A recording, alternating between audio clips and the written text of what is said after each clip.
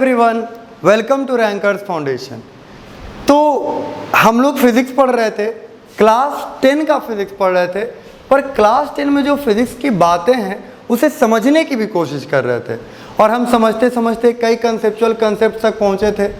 हमने ये देखा था कि चार्ज क्या होता है, हमने उसके फ्लो के बारे में भी थोड़ा मोड़ा जाना था। फ्लो के लिए जो चीज़ रिस्पॉन्सिबल होता है, पहले तो हम अपने चैप्टर का नाम लिख लें, इलेक्ट्रिसिटी। एक सिटी के बारे में हम पढ़ रहे थे जिसका नाम था इलेक्ट्रिसिटी, और इसमें जो फ्लो वर्ड के लिए रिस्पॉन्सिबल एक टर्म था उसका नाम था पोटेंशियल। और पोटेंशियल भी नहीं, हमें चाहिए होता था पोटेंशियल डिफरेंस, क्योंकि जब पोटेंशियल डिफरेंस होता था, जब पोटेंशियल में अंतर होता था, तो ऑटोमेटिकली एक जगह हायर एनर्जी और एक जगह लोअर एनर्जी हो जाता था, जिसके चलते चार्जेस फ्लो करते थे। और हम ब्रह्मांड में कहीं भी ऐसा कर दें कि एक जगह हायर एनर्जी कर दें, एक जगह लोअर एनर्जी कर दें, तो ऑटोमेटिकली चीज़ों को फ्लो करना पड़ेगा। हम अगर 100 डिग्री कर देते हैं टेम्परेचर और 0 डिग्री कर देते हैं तो चीज़ें फ्लो करने लगती है 100 से 0 की ओर। हम यहाँ पे ज़्यादा एनर्जी कर दिए ग्रेविटेशनल और नीचे इसे छोड़ दें तो ये ऑटोमेटिकली नीचे की ओर फ्लो करने लगेगा।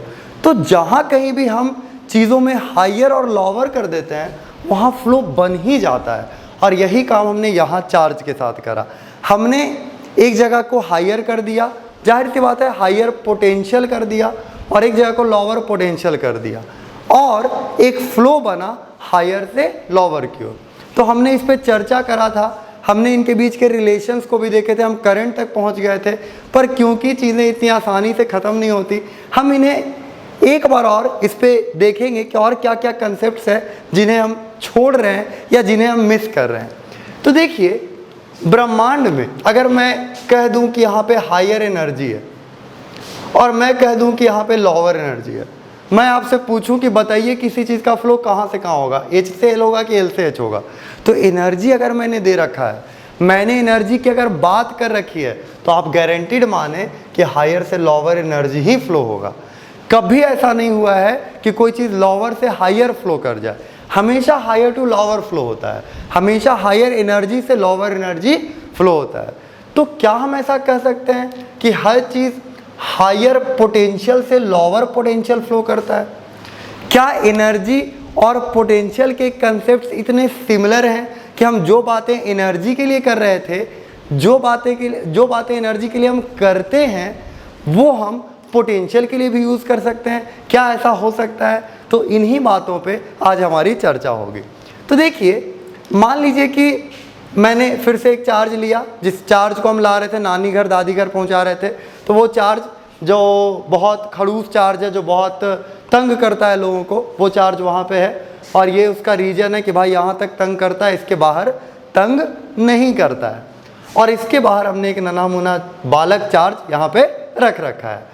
तो जैसे हम इसे लाने लगते थे, मान लीजिए चार्ज हमने जो इस बार लिया है वो 10 कूलम्ब का है, तो यहाँ लाते लाते मान लीजिए मेरा 100 जूल खर्च हुआ। 100 जूल बहुत कम है, लेकिन फिर भी मान लीजिए हम एक मोटा मोटी लैंग्वेज में बोल रहे हैं कि 100 जूल खर्च हुआ, और यहाँ लाते लाते मान लीजिए हमारा 200 जूल खर्च हुआ। तो ये हायर एनर्जी हुआ, ये लोअर एनर्जी हुआ, तो चार्ज इधर से इधर फ्लो करेगा। ठीक है, हम -10 कूलम्ब को लाते, ठीक है, -10 कूलम्ब को लाते। जाहिर सी बात है जब हम 10 को लाए थे तो ये हायर एनर्जी था, ये लोअर एनर्जी था, तो फ्लो तो इधर बना ना, फ्लो तो इधर बना। हर चीज़ को लोअर एनर्जी चाहिए, हायर एनर्जी चाहिए नहीं, तो फ्लो तो इधर बना, 200 से 100 की ओर बना। ये फ्लो का डायरेक्शन हुआ 10 कूलम्ब के लिए। लेकिन मैं अगर -10 को ले आता, मैं अगर -10 के लिए बात करता, मैं अगर -10 को यहाँ पहुँचाता, तो होता क्या कि ये हो जाता इस समय -100 जूल, और ये इस समय हो जाता -200 जूल, ये -100 जूल और ये हो जाता -200 जूल। तो अब क्या होता? अब ये होता कि ये एनर्जी हायर हो जाता और ये एनर्जी लोअर हो जाता। मतलब अगर हम 10 कूलम्ब चार्ज को, पॉजिटिव 10 कूलम्ब चार्ज को यहाँ रख के छोड़ दें, तो जाहिर सी बात है वो यहाँ आने लगेगा। क्यों? क्योंकि यहाँ हायर एनर्जी है और यहाँ लोअर एनर्जी है। अगर मैं नेगेटिव 10 कूलम्ब को रख के छोड़ दूं, तो अगर यहाँ छोड़ दूं तो इधर नहीं आएगा अब, क्योंकि इधर और गर्मी है, इधर ज़्यादा एनर्जी है, वो उधर चला जाएगा। मतलब एनर्जी के लिए अगर मैं बात करूं, एनर्जी की अगर बातें करूं तो ये जो चार्ज है और ये जो चार्ज है, ये दोनों अलग अलग बिहेव करेंगे ऐसा हमें लगेगा, पर ये अलग अलग बिहेव नहीं कर रहे।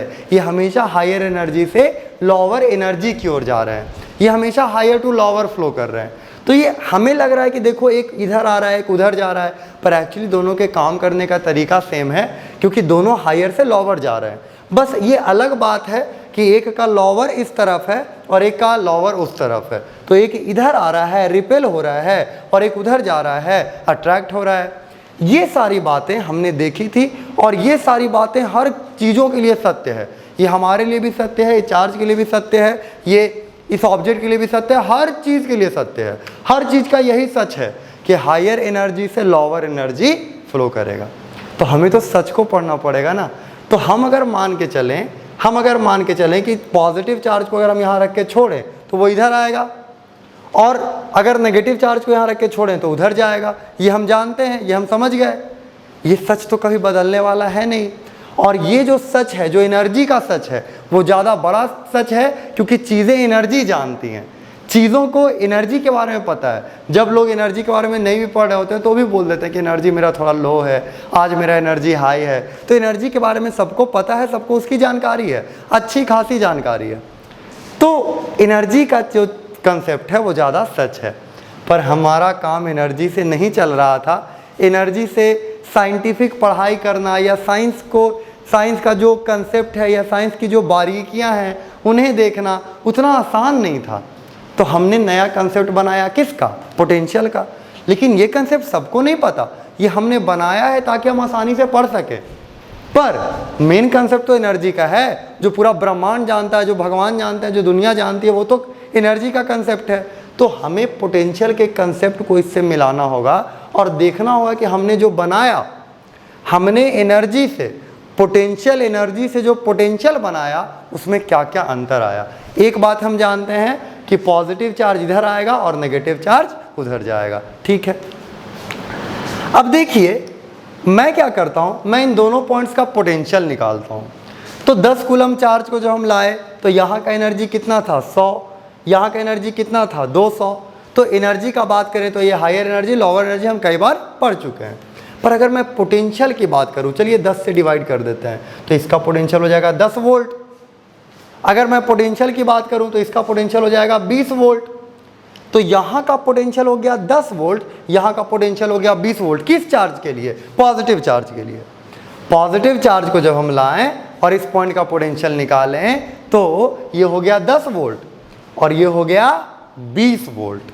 लेकिन अगर हम नेगेटिव चार्ज का पोटेंशियल निकालें, अगर हम नेगेटिव चार्ज के लिए बात करें, नेगेटिव चार्ज का पोटेंशियल कैलकुलेट करें, तो सोचिए क्या होगा। तो होगा ये कि -10 से इस बार इसे डिवाइड करेंगे, -100 बाई -10। अरे पोटेंशियल में तो कोई चेंज नहीं हुआ, ये अभी भी कितना आ रहा है? 10 वोल्ट। और यहाँ से उसको डिवाइड करें तो ये अभी भी क्या आ रहा है? 20 वोल्ट। जब हम चार्ज को प्लस से माइनस करते थे तो क्या एनर्जी में चेंज आता था? हाँ आता था, हमें समझ में आ रहा है कि एनर्जी में चेंज आता था। एनर्जी नेगेटिव हो जाता था तो जो हायर था वो लोअर हो जाता था, जो लोअर था वो हायर। पर क्या चार्ज को नेगेटिव करने से पोटेंशियल में कोई चेंज आया? पोटेंशियल में कोई चेंज नहीं आया।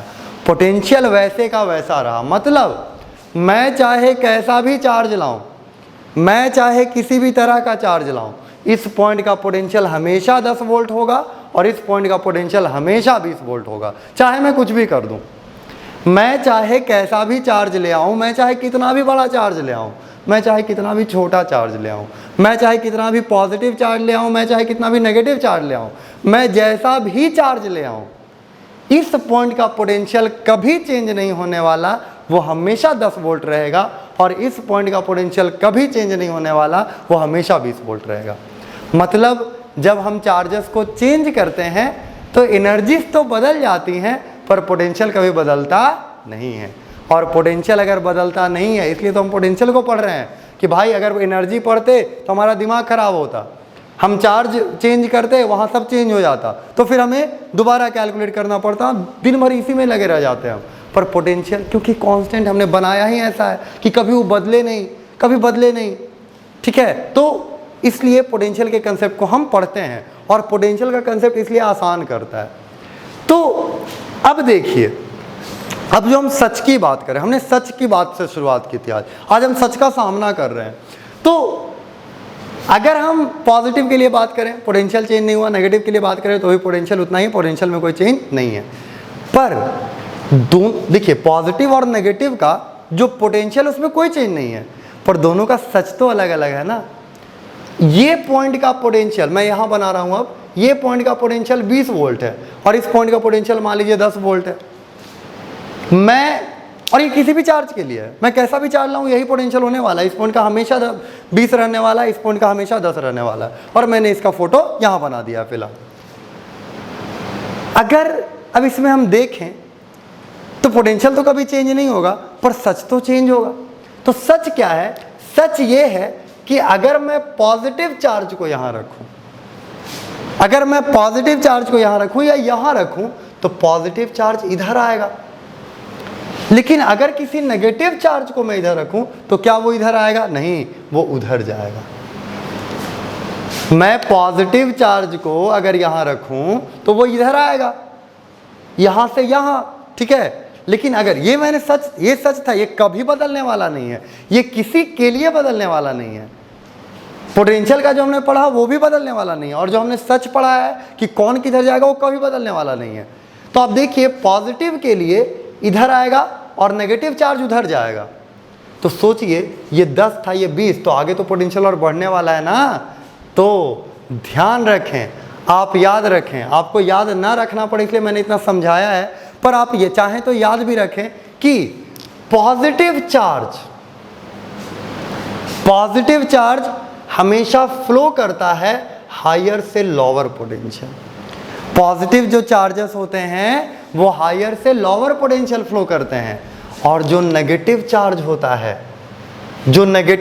होता है वो लोअर से हायर पोटेंशियल फ्लो करता है, वो हायर से लोअर फ्लो नहीं करता। क्या नेगेटिव चार्ज हायर एनर्जी से लोअर एनर्जी फ्लो करते हैं? हाँ, नेगेटिव चार्जेस हायर एनर्जी से लोअर एनर्जी फ्लो करते हैं। हायर एनर्जी से लोअर एनर्जी ब्रह्मांड का सारा ऑब्जेक्ट फ्लो करता है, पर जो पोटेंशियल का कंसेप्ट हमने बनाया है, जो पोटेंशियल की बात हमने करी है, उसमें नेगेटिव चार्ज का बिहेवियर अलग है और पॉजिटिव चार्ज का बिहेवियर अलग है। पॉजिटिव चार्ज हायर से लोअर पोटेंशियल फ्लो करेगा और नेगेटिव चार्ज लोअर से हायर पोटेंशियल फ्लो करेगा। तो इससे देखिए, अगर हम बैटरी से कभी जोड़ दें, अगर मान लीजिए ये हमारा बैटरी है, जो हमने एकदम ओरिजिनल कंपनी का बैटरी यहाँ पे लगा दिया है, और इस बैटरी में मान लीजिए प्लस है और ये माइनस है, मुझे याद नहीं है कि कौन प्लस, शायद ये प्लस होता है, जो भी है। तो इसमें अगर हम बात करें कि किधर किधर फ्लो होगा, चार्ज का किधर फ्लो होगा, ठीक है, तो अगर पॉजिटिव चार्ज की हम बात करें तो कहाँ से कहाँ फ्लो होता है? हायर से लोअर। यानी जितने भी पॉजिटिव चार्ज अगर वो फ्लो करेंगे, पॉजिटिव चार्ज पता नहीं फ्लो करते कि नहीं, वो हमें अभी जानकारी नहीं है, लेकिन पॉजिटिव चार्ज अगर फ्लो करेंगे तो वो कहाँ करेंगे? वो हायर से लोअर करेंगे, वो ऐसे जा रहे होंगे। और नेगेटिव चार्ज अगर फ्लो करेंगे, नेगेटिव चार्ज की अगर हम बात करेंगे तो वो लोअर से हायर, वो ऐसे जा रहे होंगे। तो आप ध्यान रखें कि पोटेंशियल का कंसेप्ट एनर्जी से बिल्कुल अलग कंसेप्ट है।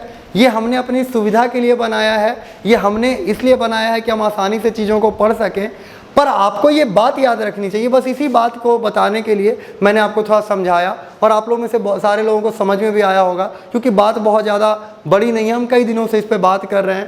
तो जो पॉजिटिव चार्जेस हैं वो हायर से लोअर फ्लो करते हैं, और जो नेगेटिव चार्जेस हैं वो लोअर से हायर फ्लो करते हैं। और ये बात ध्यान में रखनी है, ये हम करंट के डायरेक्शन निकालने में आगे इस चीज़ का इस्तेमाल करेंगे, और वहाँ इन बातों को याद करेंगे। ये कैसे आया ये आप जान लें तो अच्छा है। साइंस का यही काम है कि आपको कारण बताया जाए, और हम लोग को 10th में बस इतना जानना था, कारण से मतलब नहीं था। यानी 10th में हमें जो पढ़ना था वो बस एक जनरल नॉलेज था, वो जीके था, लेकिन हमने कारण भी जान लिया, हमने जीके को साइंस बना दिया, हम जीके को साइंस की तरह पढ़ लिए। तो ये एक अच्छी बात होगी।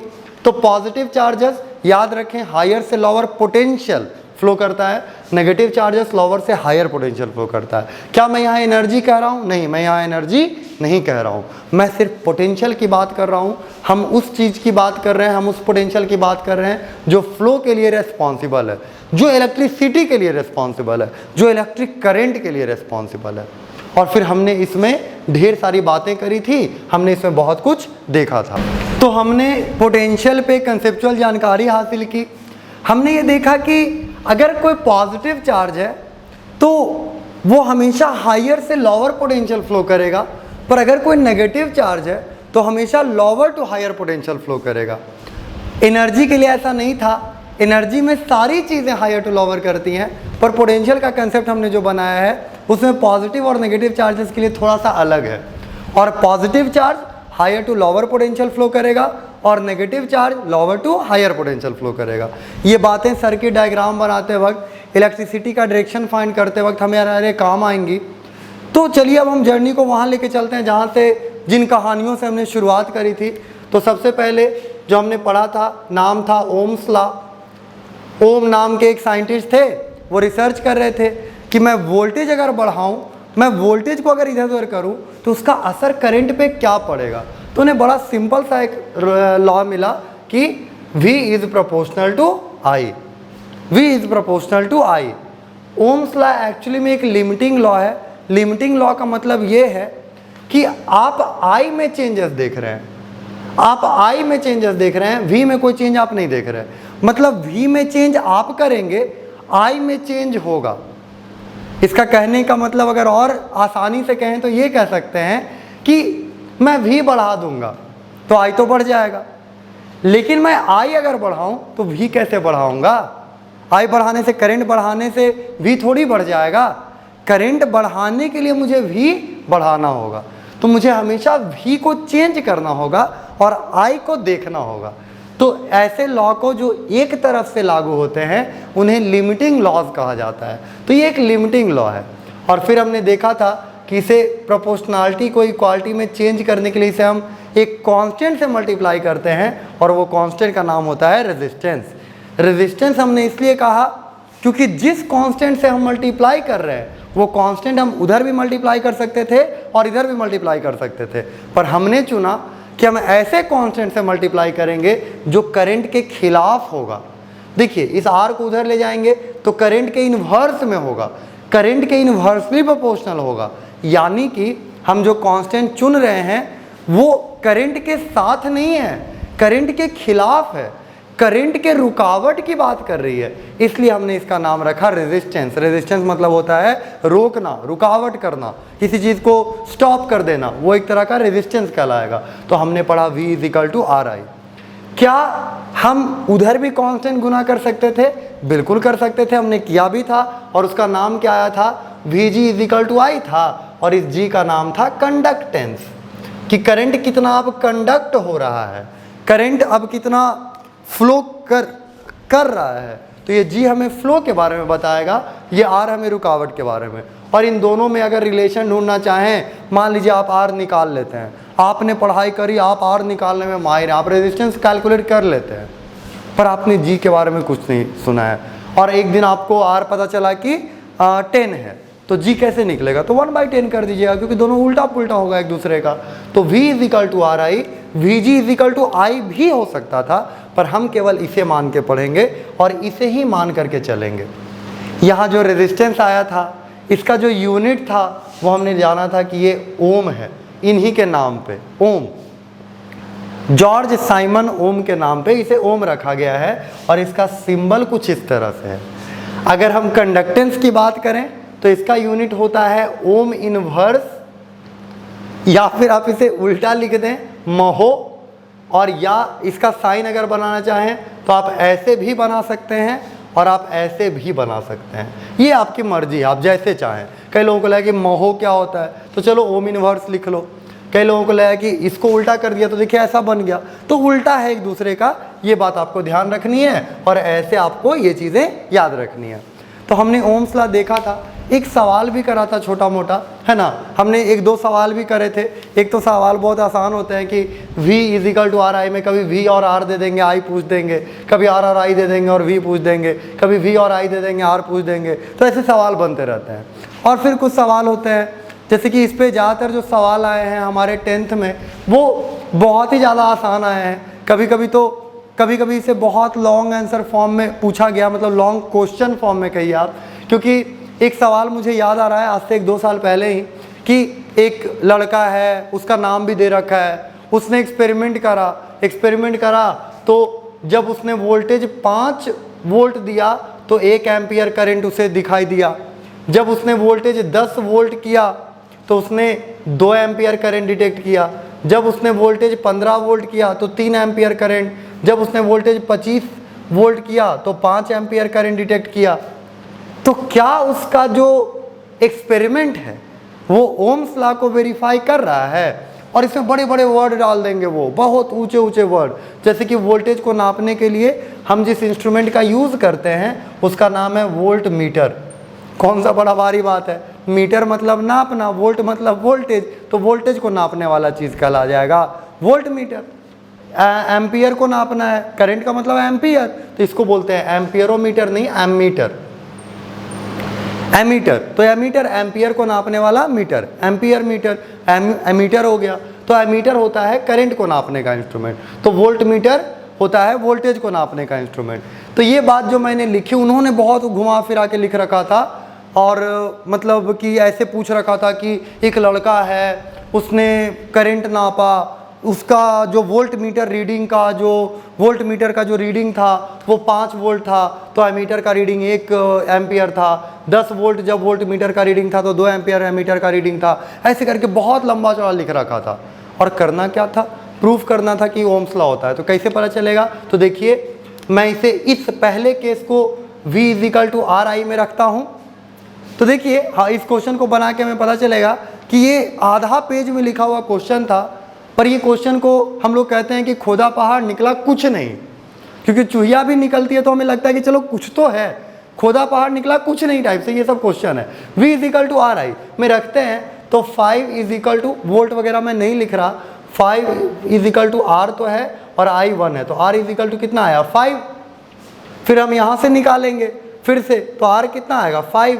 अब करके देखेंगे V = RI में रख के 5, यहाँ भी 5, यहाँ भी 5, तो भाई सब जगह 5 आ रहा है। और यही तो ओम्स लॉ का कहना है कि कांस्टेंट आता है, कांस्टेंट आ रहा है, ओम्स लॉ वेरीफाई हो गया। इतनी सी बात करनी थी और वो मुफ्त में 2-3 नंबर 4 नंबर दे रहे थे।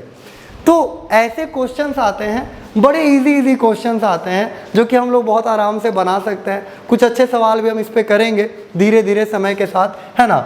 और अभी फ़िलहाल में हम देखते हैं कि ये जो रेजिस्टेंस हमारा आया है, ये जो रुकावट आया है, ये किन किन बातों पे डिपेंड करता है। ये रुकावट क्या बदल जाएगा, क्या हम बल्ब को चेंज कर देंगे तो क्या ये रुकावट बदल जाएगा, क्या हम किसी तार को बड़ा कर देंगे तो क्या रुकावट बदल जाएगा। तो इन बातों पे हम चलिए चर्चा करते हैं। तो पहली बात हमें ये समझ लेनी चाहिए कि ये रुकावट आएगा ही क्यों। तो चलिए इसके लिए हम अपने तार को देखते हैं और हम आज इलेक्ट्रॉन्स भी देखेंगे कि इलेक्ट्रॉन्स फ्लो कर रहे हैं। तो सोचिए इसे मैंने एक बैटरी से कनेक्ट कर दिया, ठीक है। बैटरी को ऐसे बनाते हैं, थोड़ी देर में बता दूंगा मैं आपको बहुत डिटेल में। तो हमने मान लीजिए इसे एक बैटरी से कनेक्ट कर दिया, तो हुआ क्या कि इस बैटरी ने धक्का लगाया। बैटरी करता क्या है, बैटरी पोटेंशियल डिफरेंस क्रिएट करता है, और पोटेंशियल डिफरेंस के चलते उसे धक्का महसूस होता है चार्ज को कि भाई चलो चलो चलो, हायर लोअर हो रखा है, चलो चलो चलो, तो चार्ज चलने लग जाता है और फिर हमें क्या मिल जाता है, इलेक्ट्रिसिटी। तो यहाँ पर बैटरी से कनेक्ट करते ही मान लीजिए ऐसा होगा, ऐसा मैं बिल्कुल नहीं कह रहा क्योंकि हम इसे पढ़ेंगे डिटेल में, मान लीजिए ऐसा होगा कि इलेक्ट्रॉन सारे इधर जा रहे हैं। क्या ऐसा सच में होगा? हाँ, लोअर से हायर होगा ना, तो ऐसा सच में भी होगा, ठीक है, आप मान सकते हैं। तो इलेक्ट्रॉन इधर जा रहा है मान लीजिए, तो सोचिए ये इलेक्ट्रॉन जो फ्लो कर रहे हैं वही तो इलेक्ट्रिसिटी है। ये इलेक्ट्रॉन जो फ्लो कर रहे हैं उसी का नाम तो इलेक्ट्रिसिटी है, वही तो इलेक्ट्रिसिटी कहलाता है। तो अगर ये लेकिन जब फ्लो करेंगे, जब इलेक्ट्रिसिटी हमें मिलेगा, जब इलेक्ट्रिसिटी बनेगा, तो होगा क्या, होगा ये कि ये जाते जाते, ये आपस में चलते चलते आपस में भी टकराएंगे, आपस में इलेक्ट्रॉन, क्योंकि ये तेजी से फ्लो कर रहे हैं, तो इलेक्ट्रिसिटी के दौरान ये आपस में भी टकराएंगे। और वहाँ हमने जो लोहे का तार बनाया है, जो एल्युमिनियम का तार बनाया है, या हमने और जो बातें करी हैं उसमें भी तो टकराएंगे। तो इससे उन्हें चलने में क्या पैदा होगा, रुकावट पैदा होगा, और हमने उसी का नाम क्या रखा है, रेजिस्टेंस। मतलब जब भी किसी वायर में करंट फ्लो करेगा, जब भी किसी तरह का करंट हम बनाएंगे, तो उसको फ्लो करने में रुकावट आएगा ही आएगा, रुकावट आना पक्का है। तो जाहिर सी बात है कि यहाँ करंट फ्लो करेगा ही करेगा और रेजिस्टेंस आएगा ही आएगा, और उसी रेजिस्टेंस का हमने नाम दे दिया आर। आप लोग में से कई लोग सोच रहे होंगे कि कई लोगों के मन में शायद सवाल आ गया होगा कि भाई आपने तो ठीक कहा कि रुकावट आएगा ही आएगा, तो फिर हमने कंडक्टेंस की बात क्यों करी, कंडक्टेंस कैसे आएगा? तो इसका कारण थोड़ा ऐसा है कि आप सोचिए, अगर कोई कहता है कि मैं सच बोल रहा हूँ, कोई कह दिया आपसे बोला कि मैं सच बोल रहा हूँ, वो कहना क्या चाह रहा है? तो वो कहना ये चाह रहा है कि वो झूठ भी बोलता है पर अभी सच बोल रहा है, यही कहना चाह रहा है। एक तरह से अगर आप सोचें तो, एक तरह से उसकी बातों का गहरा मतलब निकालें तो हम यहाँ रुकावट की अगर बात कर रहे हैं तो सोचिए हम कोई और मटेरियल लें, तो वहाँ रुकावट मान लीजिए कम होता है, तो वहाँ कंडक्टेंस ज़्यादा हो जाएगा ना। तो अगर हम रुकावट की बात कर सकते हैं तो हम आसानी की भी बात कर सकते हैं, हम बनावट की भी बात कर सकते हैं, हम आसानी की बात कर सकते हैं कि हाँ कितनी आसानी हुई। अगर हम ये बात कर सकते हैं कि चलने में इतनी दिक्कत हुई, तो हम ये भी बात कर सकते हैं कि चलने में इतना आसान हुआ, इतना आसानी से फ्लो कर गए, इसकी भी बात कर सकते हैं। तो हम अगर रेजिस्टेंस की बातें कर सकते हैं तो कंडक्टेंस की भी बात कर सकते हैं। रुकावट भी हो रही होगी तो आसानी भी हो रही होगी, थोड़ी मोड़ी कुछ कंपैरिजन हो रहा है, तो दोनों एग्जिस्ट करेंगे। यहाँ पे दोनों साइड ऑफ द कॉइन हम लोग जानते हैं, बहुत सारे कोर्स हमने पढ़ रखे हैं, हम इस मामले में उस्ताद हैं। तो कोर्स में आता है कि टू साइड्स, तो वही two sides resistance and conductance. तो हम रेजिस्टेंस की भी बात करेंगे और हम कंडक्टेंस की भी बात कर सकते हैं, पर हम फिलहाल रेजिस्टेंस की बातें करेंगे क्योंकि इससे हमारा 10 खुशी खुशी बीत जाएगा। तो ये हो गया चार्ज का फ्लो करने का बात। अब सोचिए मैं इस तार को लंबा कर दूं, इस तार को मैं लंबा कर दूं और लंबा कर दूं, बेचारा पहले इतना परेशान था कि एक तो मैं चला हूं इतनी गो इलेक्ट्रॉन, इतना लंबा रास्ता है और बीच में इतना रुकावट है, एक तो इलेक्ट्रॉन ही धक्का मारता है, ऊपर से इतने सारे मटेरियल्स हैं, मटेरियल्स के जो एटम्स हैं वो धक्का पहुंचाते हैं, और ऊपर से रास्ता भी लंबा कर दिया। तो क्या इसे बहुत अच्छा लगेगा कि रास्ता अब लंबा हो गया? नहीं, इसे मुश्किल हो जाएगी। और तो इसीलिए हम कहते हैं कि ये जो रेजिस्टेंस होता है, ये जिस रेजिस्टेंस की हम बात कर रहे हैं, जो रेजिस्टेंस ओम्स लॉ का कांस्टेंट बन के आ रहा है, वो डायरेक्टली डिपेंड करता है लेंथ पे। लेंथ अगर आप बढ़ाइएगा तो रेजिस्टेंस बढ़ जाएगा। जाहिर सी बात है, आप 5 मीटर लंबा तार ले रहे थे, आपने 10 मीटर कर दिया, तो अब इसको तो दुगना रुकावट पैदा होगा ना, इसको तो दुगना फील होगा अब, क्योंकि पहले जितना दिक्कत होता था उसका दुगना दिक्कत होगा कि रास्ता आपने दुगना कर दिया। अगर इसके एरिया को हम बढ़ा दें, सोचिए कि हमने चार्ज को दे रखा इतना एरिया और अब इतना एरिया कर दिया, तो अभी से लगेगा कि चलो रास्ता कम से कम चौड़ा तो हुआ है कि नहीं, हम लोग गांव के सड़क से हाईवे पे तो आ गए कम से कम, तो अब ये थोड़ा आराम से चलेगा।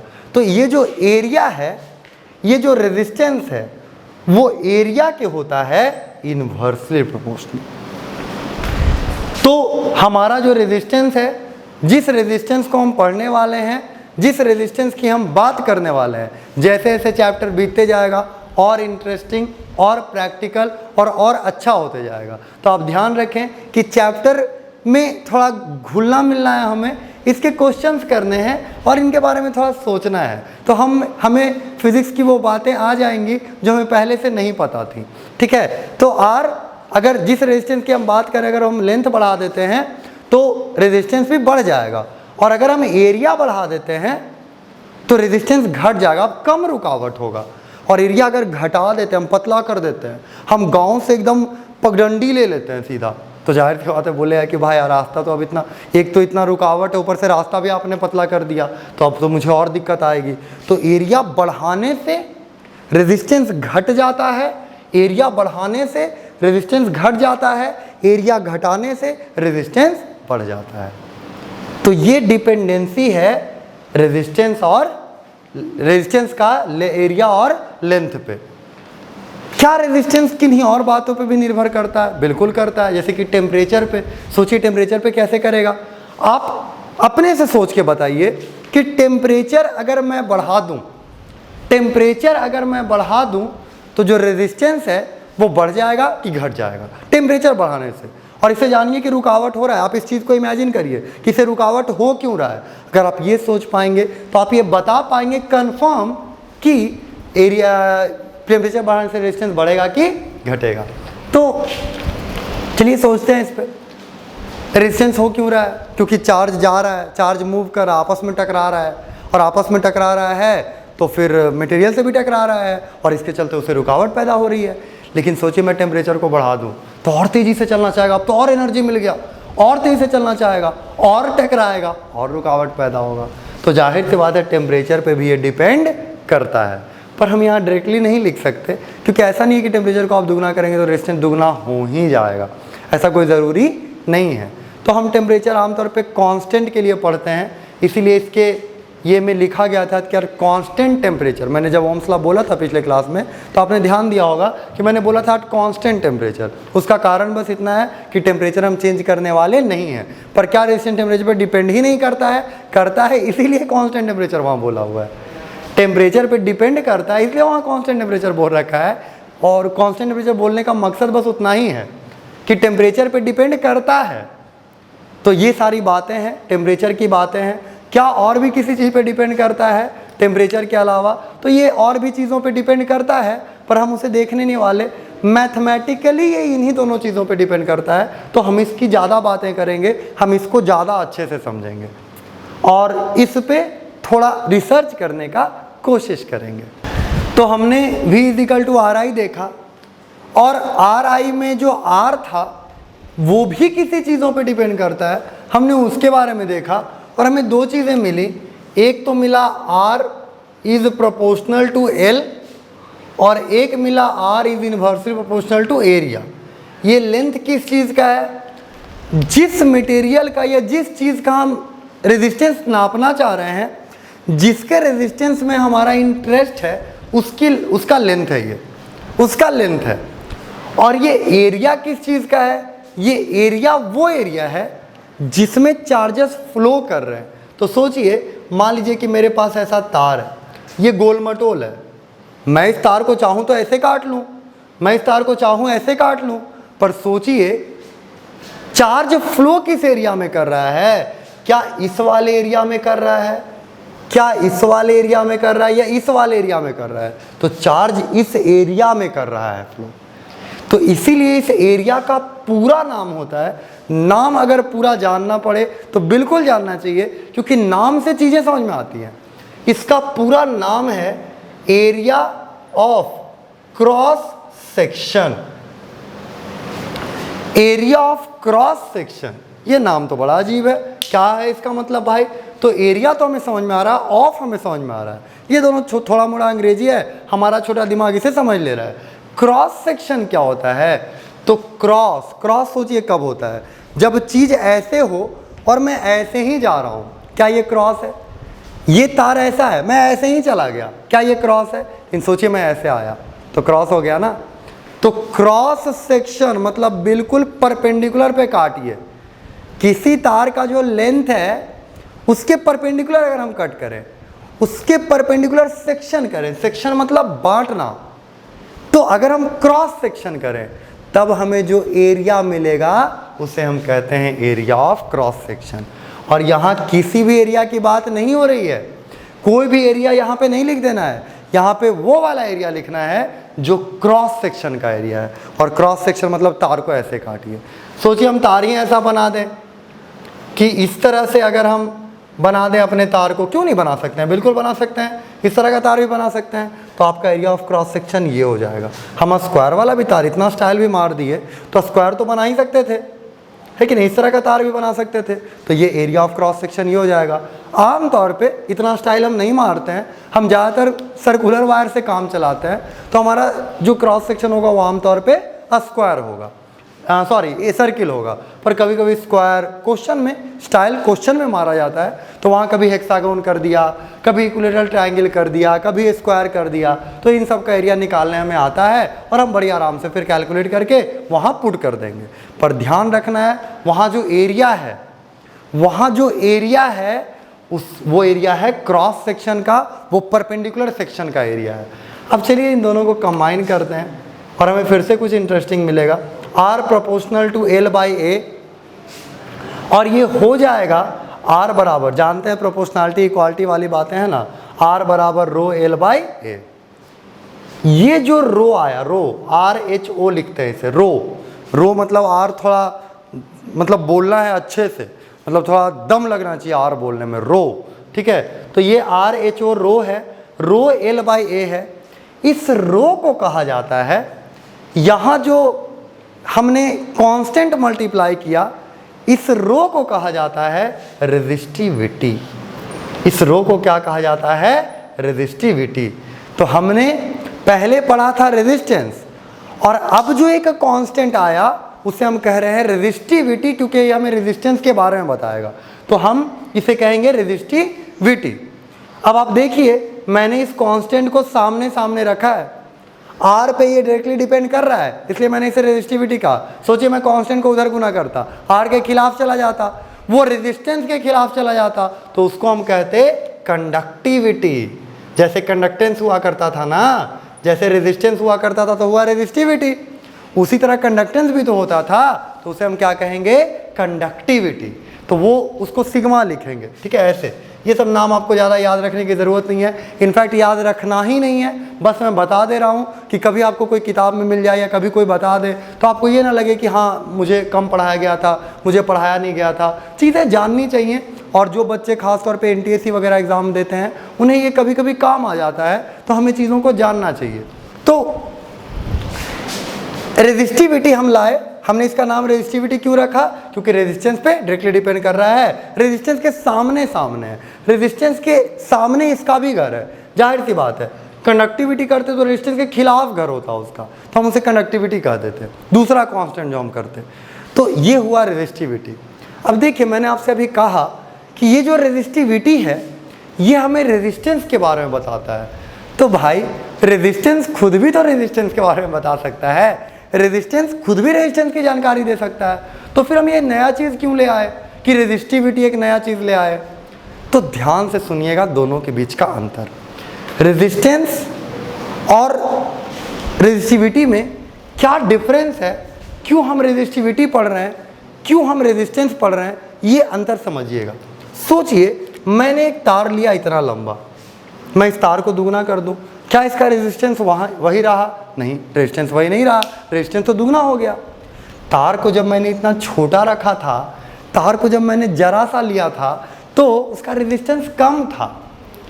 तार को मैंने बढ़ा दिया, तार की लंबाई बढ़ा दी, एरिया घटा दिया, कुछ भी कर दिया, कोई भी चेंजेस लाए तो रेजिस्टेंस भी चेंज हो गया ना साथ ही साथ। लेकिन सोचिए, वो तार को मान लीजिए मैंने लोहे से बनाया है, मान लीजिए एल्यूमिनियम से बनाया है, मान लीजिए कॉपर से बनाया है, तो मैंने तार को अगर मटेरियल से बनाया है तो उस मटेरियल का एक खासियत तो होता होगा कि वो कितना रेजिस्टेंस पैदा कर सकता है, ये एक खासियत होता होगा, है कि नहीं?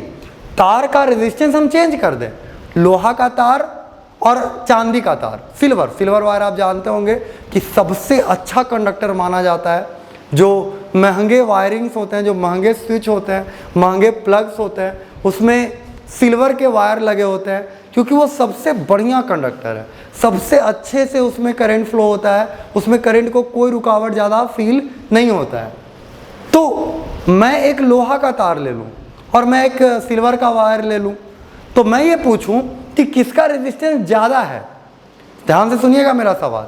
मैं एक सिल्वर का वायर ले लूँ, सिल्वर में एकदम स्मूथ करंट फ्लो होता है, स्मूथ कंडक्टर, ठीक है, तो सिल्वर वायर ले लूँ, एक आयरन वायर ले लूँ। और अब देखते होंगे हम अपने वायरिंग में भी आयरन वायर यूज़ नहीं करते हैं, कॉपर यूज़ करते हैं, एल्यूमिनियम तक से काम चला लेते हैं। सिल्वर तो खैर रईसी का एक अलग ही लेवल है, ठीक है, तो वो भी है, वो सब भी यूज़ कर लेते हैं, पर हम आयरन वायर जल्दी यूज़ नहीं करते। सोचिए आयरन कितना घटिया कंडक्टर रहा होगा उस मामले में, ठीक है। तो मैं बात कर रहा हूँ कि मैंने एक आयरन वायर ले लिया, एकदम गरीबी में चले गए, और मैं सिल्वर वायर यूज़ कर रहा हूँ। मैं आपसे पूछूं किसका रेजिस्टेंस ज़्यादा है, तो हो सकता है कि सिल्वर वाले का रेजिस्टेंस ज़्यादा हो। क्यों? मैं आयरन वायर इतना सा लूँ और सिल्वर वायर ले लूँ 10 किलोमीटर लंबा, तो सिल्वर वायर ज़्यादा रेजिस्टेंस पैदा करेगा, आयरन वायर जरा सा है, कम रेजिस्टेंस पैदा करेगा। पर क्या इस बात से ये हो गया कि सिल्वर वायर का रेजिस्टेंस पैदा करने का क्षमता ज़्यादा है, नहीं, वो ज़्यादा रेजिस्टेंस पैदा करता नहीं है। तो एक होता है कि कितना रेजिस्टेंस ऑफर कर रहा है, और एक होता है कि कितना रेजिस्टेंस ऑफर कर सकता है। एक होता है, एक बात हुई कि कितना रेजिस्टेंस पैदा कर रहा है, कितना रेजिस्टेंस ऑफर कर रहा है, और एक हो जाएगा कि कितना रेजिस्टेंस पैदा कर सकता है। तो कितना रेजिस्टेंस पैदा कर रहा है, कितना रेजिस्टेंस ऑफर कर रहा है, उसे हम रेजिस्टेंस कहते हैं, उसे हम रेजिस्टेंस कहते हैं। लेकिन वो कितना रेजिस्टेंस पैदा कर सकता है, वो कितना रेजिस्टेंस ऑफर कर सकता है, उसे हम, आप समझ गए होंगे क्या कहते हैं, रेजिस्टिविटी। तो दोनों में डिफरेंस ये है कि ये बदल जाता है, बड़ा छोटा मोटा चौड़ा करने पे ये बदल जाता है, लेकिन रेजिस्टिविटी कभी बदलता नहीं है। एक मटेरियल का रेजिस्टिविटी हमेशा वही रहता है, हमेशा, हमेशा के लिए।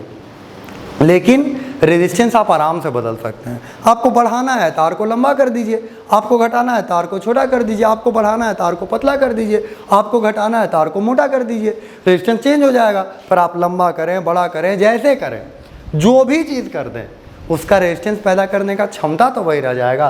तो रेजिस्टिविटी कभी चेंज नहीं होता है। तो R बराबर रो L बाई A में ये जो रो आया, इसे हम कहते हैं रेजिस्टिविटी। फिर हमें कंडक्टिविटी मान लीजिए कोई एग्जाम में पूछ दिया, हमारी भावनाओं के साथ खेल दिया गया, कोई एग्जाम में हमसे कंडक्टिविटी पूछ दिया गया, तो हम करेंगे क्या, हम तो रेजिस्टिविटी निकालना सीखेंगे। हमारी सारी पढ़ाई रेजिस्टिविटी की होगी, पर हम कंडक्टिविटी निकालने के लिए कुछ नहीं करेंगे, सिर्फ उसका उल्टा पुल्टा कर देंगे। और उल्टा पुल्टा हम जैसे ही करेंगे हमें क्या मिल जाएगा, कंडक्टिविटी मिल जाएगा। तो R बराबर रो L बाई A में जो रो है वो कंडक्टिविटी है, वो एक मटेरियल का प्रॉपर्टी है, वो मटेरियल का प्रॉपर्टी है। और जो रेजिस्टेंस है वो मटेरियल का प्रॉपर्टी नहीं है, वो चेंज कर सकते हैं। वो सिल्वर का हम ज़्यादा कर सकते हैं, लोहे का कम कर सकते हैं, एल्यूमिनियम का ज़्यादा कर सकते हैं, कॉपर का कम कर सकते हैं। तो बहुत ज़्यादा कम हम उसमें कर सकते हैं, उसमें खेला खेल सकते हैं, पर रेजिस्टिविटी फिक्स है।